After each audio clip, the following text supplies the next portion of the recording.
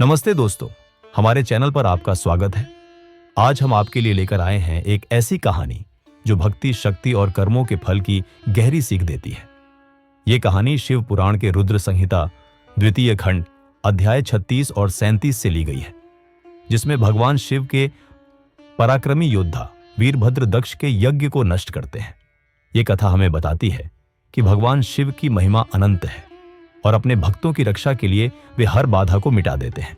तो आइए इस रोमांचक और प्रेरणादायक यात्रा पर चलते हैं। कहानी शुरू होती है जब भगवान शिव की आज्ञा पर उनके परम योद्धा वीरभद्र अपनी विशाल सेना के साथ दक्ष की यज्ञशाला में घुसते हैं। वहां मौजूद सभी देवता डर के मारे कांपने लगे। उन्होंने शिवगणों से युद्ध करने की कोशिश की, लेकिन वीरभद्र की वीरता और पराक्रम के सामने उनकी एक न चली। सारे देवता हारकर यज्ञशाला से भागने लगे। ये देखकर इंद्र और अन्य लोकपाल युद्ध के लिए आगे आए। वे गुरु बृहस्पति के पास गए और पूछा, हे गुरुदेव, हमें जीत कैसे मिलेगी? हम इस युद्ध में शिवगणों को कैसे हरा सकते हैं? बृहस्पति ने गंभीर स्वर में जवाब दिया, हे इंद्र, सभी कर्मों का फल तो ईश्वर ही देते हैं। हर किसी को अपने कर्मों का फल भोगना पड़ता है। जो भगवान शिव की शरण में जाता है और अच्छे कर्म करता है, उसे ही अच्छा फल मिलता है, लेकिन जो उनकी आज्ञा के खिलाफ जाता है उसे ईश्वर द्रोही कहा जाता है और उसे कोई अच्छा फल नहीं मिलता। भगवान शिव का स्वरूप समझना बहुत मुश्किल है।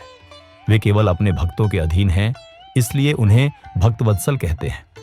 जो लोग भक्ति और विश्वास के बिना वेदों का 1000 बार पाठ कर लें, तब भी वे शिवजी को पूरी तरह नहीं जान सकते। उनकी शांति, निष्कलंक और उच्च शक्ति का ध्यान और पूजा करने से ही शिव तत्व की प्राप्ति होती है।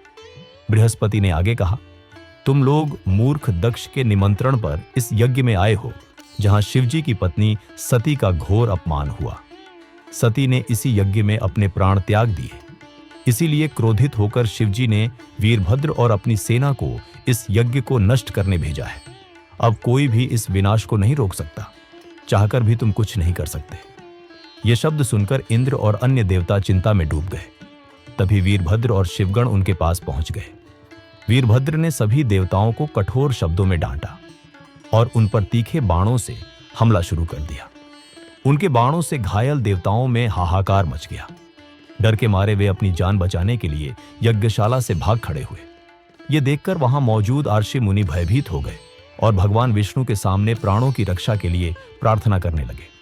तब ब्रह्मा और विष्णु जी वीरभद्र से युद्ध करने के लिए आगे आए। वीरभद्र, जो पहले से ही क्रोधित थे, उन्हें देखकर और भड़क गए। उन्होंने कठोर शब्दों में डांटते हुए कहा, तुम यहां क्यों आए हो? विष्णु जी मुस्कुराए और बोले, हे वीरभद्र, मैं भी भगवान शिव का भक्त हूं। मेरी उनमें अटूट श्रद्धा है। मैं उनका सेवक हूं। लेकिन दक्ष मूर्ख और अज्ञानी है। वह केवल कर्मकांडों में विश्वास रखता है। जैसे शिवजी अपने भक्तों के अधीन हैं, वैसे ही मैं भी अपने भक्तों का हूं। दक्ष मेरा भक्त है और उसकी बार बार प्रार्थना पर मुझे इस यज्ञ में आना पड़ा। तुम शिवजी की आज्ञा से इस यज्ञ को नष्ट करने आए हो और मैं इसे बचाने के लिए, यह हमारा कर्तव्य है, इसलिए हमें युद्ध करना होगा। वीरभद्र ने हंसकर जवाब दिया, हे विष्णु, तुम मेरे परमेश्वर शिव के भक्त हो, यह जानकर मुझे बहुत खुशी हुई। मैं तुम्हें प्रणाम करता हूं। तुम मेरे लिए शिवजी के समान पूजनीय हो, लेकिन मुझे शिवजी की आज्ञा का पालन करना है। यज्ञ का विनाश मेरा कर्तव्य है और इसे बचाना तुम्हारा। तो आओ, हम दोनों अपने अपने कर्तव्य निभाएं। इसके बाद वीरभद्र और विष्णु जी के बीच घमासान युद्ध शुरू हो गया। युद्ध इतना भयंकर था कि आसमान गूंज उठा। वीरभद्र ने अपनी शक्ति से विष्णु जी के सुदर्शन चक्र को जड़ से उखाड़ दिया। उन्होंने विष्णु जी के धनुष को 3 टुकड़ों में तोड़ डाला। युद्ध में वीरभद्र विष्णु जी पर भारी पड़ रहे थे।